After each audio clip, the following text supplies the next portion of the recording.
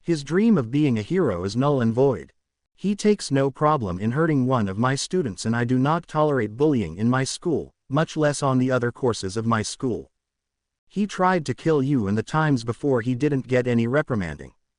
He is getting punishment for nearly killing you. A voice called out. As everyone else looked around, they found the principal of UA riding in a man with a scarf around his neck. Scarf. That's the scarf I made for Eraserhead. Izuku gushed about the hero.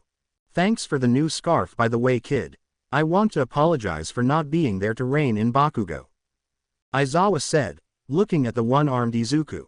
Don't worry, it's just a flesh wound. Izuku said, cheerfully as he pulled a notebook out of nowhere. Where did he get that? Majima asked, confused to all hell. Trust me, I stopped asking years ago. Inko said, chuckling. Could I get your autographs? Izuku asked, extending his arm out with his notebook. Aizawa grabbed the notebook and looked at the analyses as he was amazed by their accuracy as well as the potential hero costumes for each person. You would be dangerous as a villain. Nedzu said, signing the notebook on the cover. I've been told, Izuku said, looking away bashfully. Well, young man, we came here to tell you of the fate of Bakugo. And he will never be seen again, for the rest of your life. You can rest easy knowing that your future is secured as well as completely safe. Nedzu said, looking at Izuku. And as soon as that happened, Izuku smiled. For the first time in his life he genuinely smiled as big as he could, while crying. He was free from the torture of Bakugo for the rest of his life, and he could finally go on with his life without worrying about Bakugo interfering with it. We find ourselves 5 years after Izuku and Mei entered the Academy of Heroes, and the world has been reduced to a bunch of small-time thugs and villains trying to get into the #1 villain spot since there was a power vacuum since both Shigaraki and All for One had been defeated by their respective opponents.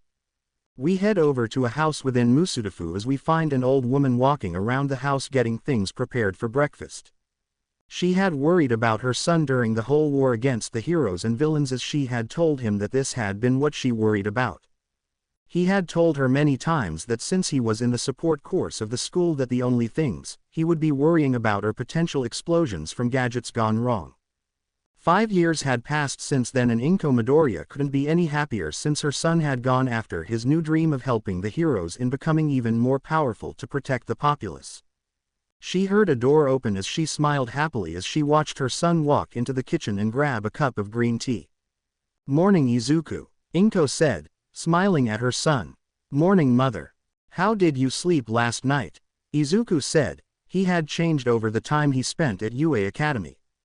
He had gotten taller as well as more muscular around his upper body, and his legs became leaner, but you could still see the muscles on them. His face became a little sharper but kept the baby fat, as his hair was still as messy as his father's. Not to mention the fact that he had a hickey on his neck as he was still waking up from the night he had. Both mother and son heard the shower turn on as Inko looked at her son expectantly as she smirked at him. So, when am I going to expect grandbabies? She asked, teasingly. Probably once Mei starts showing. Izuku said, still not registering what he was saying. Oh. Well then make sure to be there for them. You know how that turned out for you. Inko said, as Izuku nodded his head. It wasn't much longer before a woman with big breasts appeared behind Izuku as she hugged him from behind. She had salmon-colored hair with a black tank top as well as black cargo pants, not to mention the crosshairs for eyes that were a golden amber in color. Morning, honey, she said, as she sat down next to Izuku. Morning, Mei. How did you sleep last night? Izuku asked, taking another sip of tea. Great, I can't wait to start our company in the next few hours. I wonder how many babies I can make within the time frame of being in business at the start of our day. She said, eating some eggs that Inko made. Remember, we need to be there together for the grand opening today. We just managed to get our company built by the Urarakas within the weekend since Ochako had helped them with the building process. Izuku said, standing up. As he stretched his body, some cracks as well as pops were heard as his shirt lifted to show his abs as well as pectoral muscles to Mei. As that happened, Inko could only chuckle at Mei's expression as she had been looking at Izuku like he was a piece of meat. Careful, Mei, you'll drool at this rate, Inko said, causing the girl to become red in color as she shoved her food in her mouth. Izuku went to take a shower as Inko decided to have some girls talk with Mei. So I heard about what you and Izuku were doing last night. Inko said, smiling. What do you mean? Mei asked, confused. I heard that you and Izuku were trying to go for having a child last night. You both were talking about it last night and I couldn't help but wait until now to ask about it. Inko said, well, we are trying to have a child, but Izuku is unsure if the child will be born quirkless like him or will have a mix of both my quirk or yours and your husband's. Mei said, looking down. He's worried about the child being quirkless. Inko asked, yeah, especially since he is quirkless he will be getting a lot of flack for making gadgets and people claiming he stole the ideas from them. Many students at school during our high school days had reported him for that. He just had the same thought process as them but went about it a different way. Mei said, sighing, I see, well, make sure you stay by his side since he will need you nearby because of the bullying in his middle school days. You are perfect for one another, Mei, and I wouldn't have it any other way. Inko said, as Izuku arrived at the door of the apartment. Let's head to work, Mei. We need to be there before opening time, Izuku said, getting his red high tops out. The duo gave their farewells to Inko as they left out the door as Inko was crying as they were grown up. Izuku and Mei entered the building next to the agency of Lemillion and Sun Eater. They had bought this building since it was close to the #1 hero and his sidekick because it was the perfect spot to get customers and have the support of them as they could see the heroes in action. They looked at the building as there was a ribbon in front of the building as Izuku gave the honors of cutting it to Mei. This is the first step of becoming a CEO, Mei. You should be the one to cut the ribbon since you came up with the idea of working together. Izuku said, as Mei hugged him as she grabbed the large scissors. The grand opening of Midoriya and Hatsume Industries is now here. She called out, as people looked at her smiling face cutting the ribbon. They entered the building and saw that all their materials were ready to go and they immediately got to work. Izuku had been getting the supplies to make hovercraft vehicles since they couldn't be made without the proper materials and the government hadn't been able to get to it yet, so he decided to make them.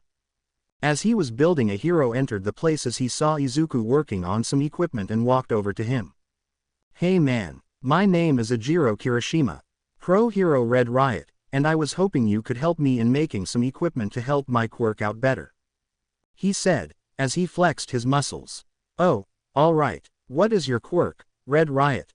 Izuku asked, pulling out a notebook. Well, my quirk is called hardening. I can harden my skin to the point it is too hard to crack, but it is similar to rocks since you could see the indentations of each fight I've had.